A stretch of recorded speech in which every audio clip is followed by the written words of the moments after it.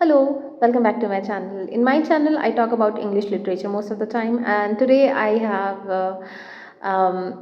Sir Thomas Wyatt to talk about. I'm sorry, it's the blasting noise. Yeah, so I will talk about Sir Thomas Wyatt today.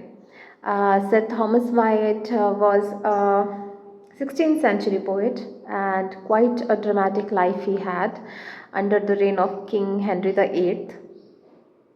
Uh, Wyatt was closely associated with the court. He was the ambassador, he was, that political advisor. So he had worked for the court, but problem starts when in his poetry we see that, having this unrequited love for the Queen Anne Boleyn. And if you remember King Henry VIII from my earlier videos, King Henry VIII was obsessed with Melior. He just wanted to have a Melior, and that is the reason he started this whole religious turmoil. And also married a lot of times, multiple times, and all the wives were either divorced or executed, because why not? Wyatt was, um, it was the allegation that Wyatt had this feeling, and in his poetry we sort of see that. So yeah, we can say that Sir Thomas Wyatt had this unrequited love for Queen Anne Boleyn, and their relationship is quite not clear. She was, the allegations were put, charges were on of adultery, and nothing was proved from Anne Boleyn's side that she had actually committed those adulteries, but she was executed because, yeah, it was just that easy to execute a queen. And if my memory is correct, then she is the mother of Queen Mary the First. Well, I'm not quite sure about that, so we will skip that information. The next thing that I should, okay, so in the year he was imprisoned because of this allegations of having adultery with Queen Anne Boleyn. The same year the queen was executed, and he probably witnessed that from the tower he was imprisoned in. Well, Wyatt was then released later on, and he carried on for a few more years before he fell ill, and that's how he passed away. But this witnessing had kind of affected him, and Wyatt and Henry Howard, these two people are known for introducing Petrarchan sonnet in English. That was an important information. Please excuse me this. I have this habit. All right. I will today talk about this one poem, I Find No Peace. Amazing poetry. I know I say it all the time, but it's just it's just so amazing. Again, just this much of a poem. You can go through it, and I'll recite it for you. I can because it is in public domain.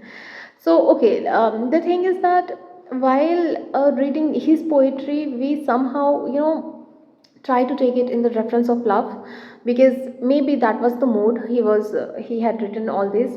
But I feel like, if I mean, yeah, there are two interpretations. If you can if you want to take the reference of love, it will give the meaning, and even if you strip away that reference, it will also give the meaning, like the deeper life meaning of life.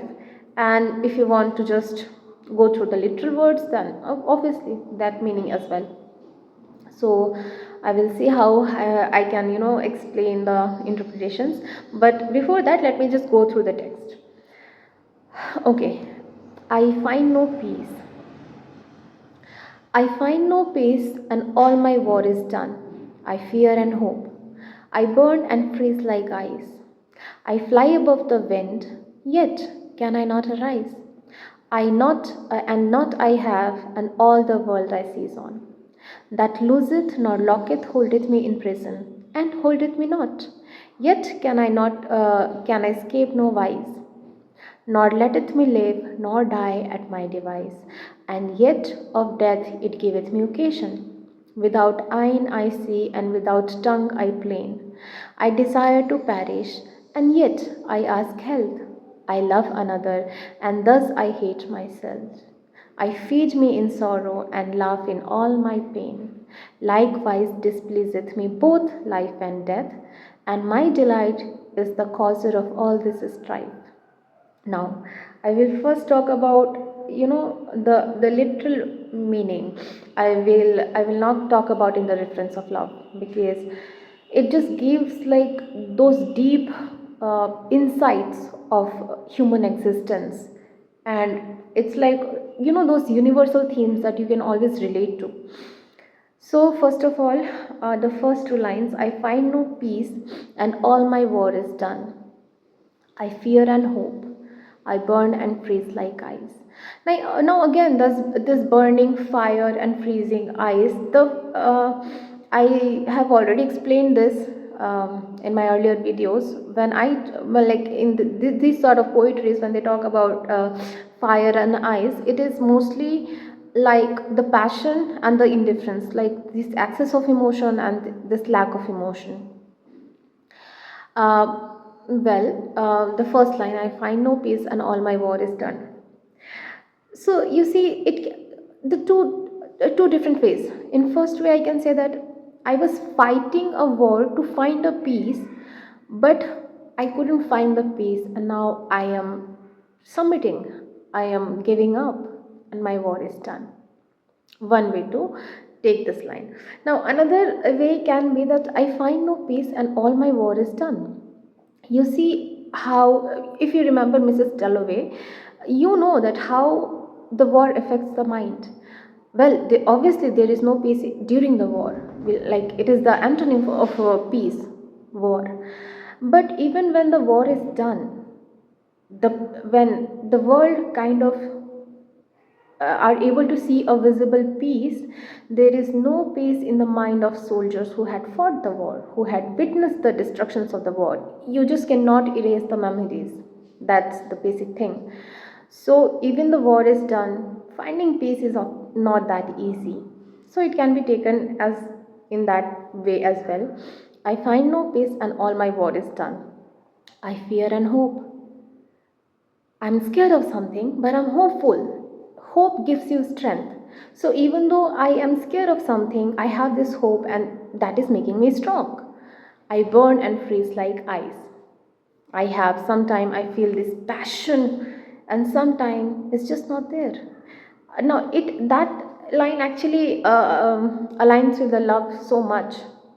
Actually, every line will give a proper, complete, full meaning when we see it through the reference of love. But still, I burn and freeze like ice. Sometimes I'm too passionate towards something, I'm feeling so much, and sometimes I'm just not feeling. It's just the lack of emotions. I fly above the wind, yet can I not arise. And not I have, and all the world I seize on. I fly above the wind, yet can I not arise. I am so free, my mind, my love is so free that I am just flying. I'm just flying above the wind in the sky. I'm just exploring everything. But physically, I am so bound, I am so chained that I am not even able to arise, just get up. I just cannot even do that. I am so chained. And not I have, and all the world I seize on. Sometime I have nothing, absolutely nothing, and yet, and all the world I seize on. And sometimes I just have everything. When we talk about love, we can actually relate to it. Sometimes we feel like, I have nothing in life, but then we look at the love that we have, and if it is reciprocated from both the sides, then okay, I have my entire world. And even in general meaning, we can see that you know see, how I took this line is that I might not have everything that the world thinks a person should have. So I have absolutely nothing. But, and all the world I seize on. But I have the world that I want. I have a pen, I have a paper, I want to read and I want to write. So I have my world with me. So that's all. That's all. I have everything. So maybe from other perspective I have nothing, but for me I have the entire world that I want to live in. It can be taken in that way as well. That loses. Now this line is actually okay, that loseth, not locketh, holdeth me in prison, and holdeth me not. Now, if you see, talk with the reference of love, that love is sometimes clutching me so hard, and sometimes it is, just leaving me, just loosening the grip. So, yeah, holdeth me in prison. Sometimes it is trying to imprison me, but sometimes, I mean, even though they are trying to imprison me, they hold it me not. They cannot, because I am just so free. I mean, you can lock me physically, but can you stop me from loving somebody? You cannot. I didn't Lovelace Althea from. To Althea from the prison, I guess. The Lovelaces, these lines, iron bars do not make a cage. Uh, Almost the similar meaning, that the bars that you are creating for me, the prison that you are creating for me, cannot imprison me. Yet can I escape no wise, but still I am unable to escape, because I am imprisoned in a love, and I am unable to escape from that. Nor letteth me live nor die at my device. ना मुझे जीने दे रहे हो, ना मुझे मरने दे रहे हो अपने हिसाब से. I mean, I don't think I need to explain this line. And yet of death it giveth me occasion. But sometimes I encounter death. I feel dead. Love is like that. Love sometimes feels like that. That when it's a very difficult situation. It's a toxic relationship where you just want to be happy and you're not happy. So you want to live a very happy life, but you are not living that happy life, so you're not living.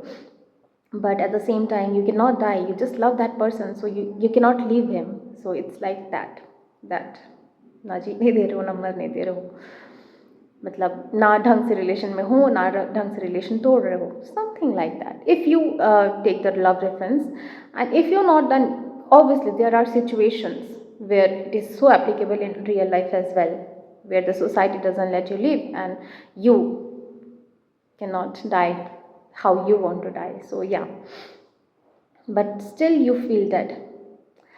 Without eyne I see, and without tongue I plain. I plain as in I complain. So I see without the eyes, and I complain without the tongue, without words, basically. You see, now, I mean, if I put myself in that situation, in that toxic love relationship, it's like that I have stopped seeing from the eyes. I mean, I will see something and that will hurt me, so I have started ignoring in some sense. And then I have stopped complaining. Maybe I have complained so much that either you didn't respond to my complaints, or I'm just tired of complaining, so I have stopped complaining. But even when I have stopped using words, if you are really interested, you can actually see those complaints in my actions. So something like that. Sorry about the noise. And if you if you want to take if you want to keep this in mind, that it was written by Wyatt, you can see that, yeah, I do not see with the eyes, and I do not complain because he's the king. How can he complain against the king? So that also makes a lot of sense. I desire to perish, and yet I ask health. Now this is so relatable, that I want to just go away, but I want to die, but I want to live. I love another, and thus I hate myself. This line is actually quite painful. See, when you are in a toxic relationship, it's like, I love that person, so I am watching myself with their eyes, and I am starting to hating myself. That, even I am hurt and I'm trying to complain, but I can see that they're also suffering. And that actually makes it so much more painful, that maybe I am the problem. You start hating yourself. And if you don't take it in that way, with reference of love, it's actually even more painful, that I love another and thus I hate myself. I have started hating myself just because I'm loving somebody else. That is the worst kind of situation. And this line, I when I had read it for the first time, I had, marked a star over this line. I feed me in sorrow and laugh in all my pain. I am feeding myself to that monster who is the sorrow, and I'm laughing in all my pain. I mean, this is. I mean, see, there are people who cannot be happy. That's the reality. Some people, they cannot be happy. They like it when they are in the sorrow. So that can be that. But there are people who desperately want to be happy. But it's just that they are not they are not able to be happy. And then there are people who are so fed up with everything that they have kind of given up. And the I mean, it's just that they cannot feel anything but sorrow. So in that case it becomes like even more painful, that this is the only, you see, delight, pleasure, these are the things that what you feel in your heart, even be it in any form. If you're feeling something inside, that is what you count uh, a, a feeling is, and this feeling makes you something. So that gives you some sort of pleasure. And that is the reason I'm saying that some people do not want to be happy, because when they're sad, they're feeling this sadness, and that sadness is a sort of catharsis, a sort of feeling. So they, I won't say enjoy because that would be a wrong word, but they are habitual of that thing. So they need sorrow, some sort of, situation like that. So I feed me in sorrow and I laugh in all my pain. It's just that if you remove that in, I feed me sorrow, that also makes so much sense. I feed me sorrow and laugh in all my pains, because I'm feeding that sorrowness to myself, because I need that sorrowness to be alive. Some people who has a dark dark side to themselves can actually relate to this line. But yeah, here I feed me in sorrow, so I'm giving myself to the sorrow, and then I'm laughing at all my pains. I'm laughing during all my pains. This line, this half of the line, that I'm laughing in all my pain, is relatable to so many people, because when you are miserable, sometimes you do not want to share it. So when somebody asks, how are you? Yeah, I'm fine. I'm fine, how are you? No matter how much inside you're dying. So yeah, I laugh in all my pain. Likewise displeaseth me both life and death. Likewise, you understand that I love life and I love death in equal amount. I am at a point where I do not care that whether I live or die, because I displease them. Life was displeaseth me both. मुझे दोनों ही नहीं पसंद, ना मुझे ज़िंदगी पसंद है ना मुझे मौत पसंद है. And my delight is causer of all this strife. See, this was the thing that I was saying, that this delight, everything that is happening, I am finding peace, I'm trying to find a peace, I'm not finding it. I'm trying to fly to the sky and I'm not able to rise, and I don't have anything but I have everything. I am locked but I am free. I am free but I'm locked. And I don't want to die, I don't want to live. I want to live and I want to die, but I don't want to die and I don't want to live. Everything, that sorrow and that pain and this delight and this laughter, everything when is combining together, it is becoming a delight to him. See, and all my delight is causer of this strife. Now if you say that ki ha wo agar, if you take that, love relationship, that okay, everything is happening so much, I mean, it is toxic, but still this is the delight that I have in my life, this is the love of my life.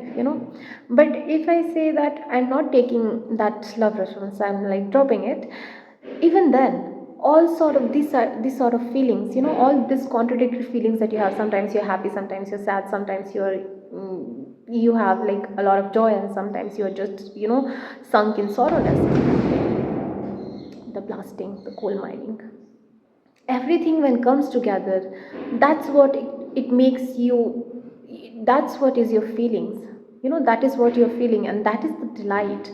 All this strife are coming together and that is becoming your delight. So yeah, that was the poem. And as I said, I kind of mix it together, but when you read this poem, keep the love in your mind and read it once, and then take away that and just think about life and read it once, and just take away that, just read it without anything. It will give different meanings. It will give three different meanings. And as I said, I love this kind of poetry which offers more than the words that they have put in the poem. And yeah, that is the reason I absolutely love this poem again. Well, all right. So that was "I Find No Peace" by Sir Thomas Wyatt. That is all for today. Next time I will see you with some other poet and with some other poetry. Till then, keep doing whatever you like until you're hurting somebody else. And if I have to advise, then I would say that read, write, and obviously, if you don't like it, then keep doing whatever you want. Bye bye. See you the next time.